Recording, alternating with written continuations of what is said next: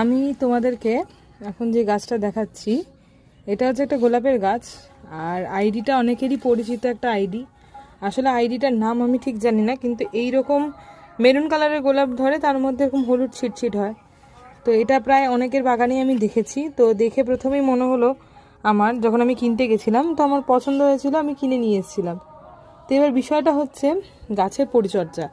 গাছের পরিচর্যা বলতে, যেহেতু এই গাছটা এখনও পর্যন্ত আমাকে ফুল দিয়ে যাচ্ছে, তোমরা দেখতে পাচ্ছ যে আমি এর গোড়ায় যত আগাছা আছে সব আগাছাগুলোকে রিমুভ করে দিচ্ছি আস্তে আস্তে। সব আগাছাই আমি কিন্তু গাছের আগাছা সব ফেলে দেবো। তোমরা হয়তো বুঝতে পারছো না এটা কত ইঞ্চি পটে লাগানো আছে। এটা আমি 6 ইঞ্চির পটে লাগিয়েছি।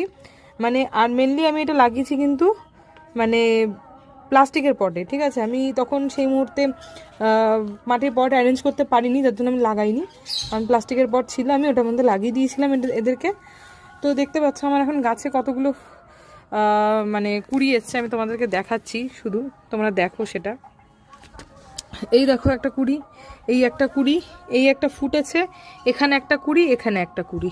তো অনেকগুলো কুড়ি এসছে। তার মধ্যে আমি দেখতে পাচ্ছি যে এই কুড়িটাতে তোমরা দেখতে পাচ্ছ এরকম কালো কালো পোকা ধরেছে কিন্তু গাছে।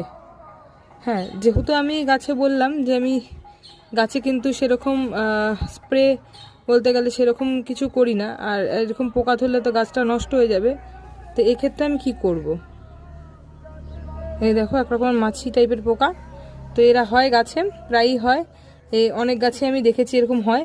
তো আমি এটাকে এখন করব কি, হালকা করে, যেহেতু ফুল আসছে ওর, তো আমি ওর গোড়ায় খাবার দেব, আর কিন্তু একটু স্প্রে করে দেবো। ঠিক আছে, ফাঙ্গিসাইড স্প্রে করে দেবো, যাতে একদম ভালোভাবে গাছগুলোকে ফাঙ্গিসাইড দিয়ে স্নান করিয়ে দেবো। প্রথমেই আগে ওর গোড়ায় সুন্দর করে খাবার দেবো। পোকা সেখানে পিঁপড়ে আসবে, আর যদি পিঁপড়ে আসে না, গাছের সর্বনাশ করে রেখে দেবে। তো যার জন্য আমি এগুলোকে খুঁড়ে খুঁড়ে সুন্দর করে খাবার দেবো এখন প্রত্যেকটা গোলাপ গাছে। আর তোমরা দেখতে থাকো প্রত্যেকটা গোলাপ গাছে আমি কীভাবে খাবার দিই। খাবার দেওয়ার পরে আমি গাছগুলোকে কিন্তু আবার ওই রকম জায়গাতেই রেখে দেবো। তো দেখো আমি কি কি খাবার দিই। প্রথমেই আমার কাছে এখানে আছে কম্পোস্ট। হ্যাঁ, কম্পোস্টের মধ্যে আমি এখানে নিয়েছি, দেখো, গোবর সার। এটা হচ্ছে গোবর সার। আর এখানে আমি নিয়েছি চা পাতা, এটা চা পাতা। ঠিক আছে, এইটুকুনি পরিমাণে দেবো আমি, চা পাতাটা বেশি ইউজ করব না। গোবর সার, আর তার সাথে আমি মেশাবো একটু বোন ডাস্ট মিল্ক, বোন ডাস্ট আর হর্ন ডাস্ট। এটা মিশিয়ে আমি ভালোভাবে গাছের গোড়ায় খুঁড়ে নিয়ে, প্রথমে গাছের গোড়াটা দেখো শক্ত আছে, একে খুঁড়ে নিয়ে এটাতে খাবার দেবো। আর তারপরে প্রচুর পরিমাণে জল দিয়ে দেবো। আর সঙ্গে কিন্তু দেবো এই ফাঙ্গিসাইডগুলো জল, যাতে এই মাছিগুলো মরে যায়, আর গাছটা যাতে আমার ভালো থাকে, সুস্থ সবল থাকে। যেহেতু খুব আর্লি স্টেজে আমি গাছটাকে দেখতে পেরেছি এরকম